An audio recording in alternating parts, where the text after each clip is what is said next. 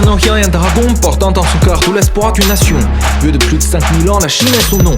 Et à plusieurs milliers de kilomètres, un grand continent en 7 lettres. Afrique, le continent 54 pays, diverses cultures sur une même terre réunie. Des peuples avec un sens de l'hospitalité, tout comme les Chinois pour leurs invités. Boussole, papier, poudre et impression, la Chine connue pour ses 4 inventions. Avec l'Afrique, berceau de la civilisation, les deux se rencontrent avec la mondialisation. Tout continent séparé par les océans mais relié par un même ciel géant. Nous avons des points communs depuis longtemps qui vont au-delà d'une relation gagnant-gagnant. La fraternité ne se construit pas en un jour, mais lorsqu'elle est établie, elle dure pour toujours.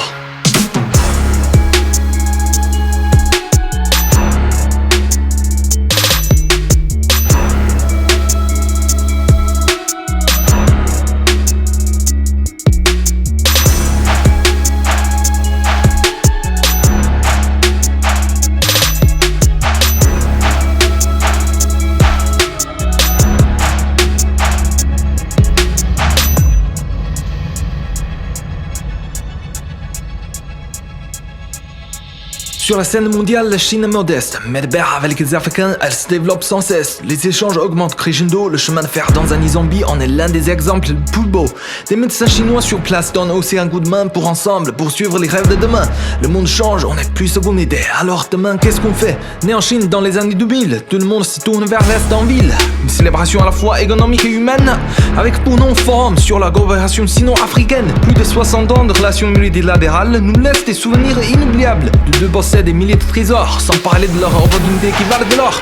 Tout le monde cherche son propre bonheur, fabriqué en Chine 2025 est dans le viseur.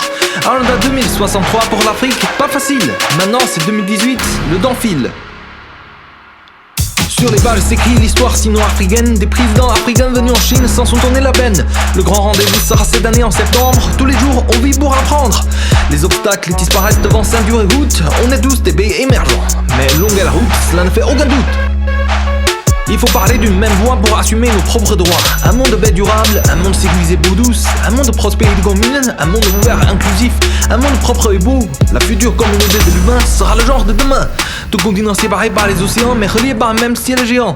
Nous avons des points communs depuis longtemps qui vont au-delà d'une relation gagnant-gagnant. La fraternité ne se construit pas en un jour, mais lorsqu'elle est établie, elle dure pour toujours.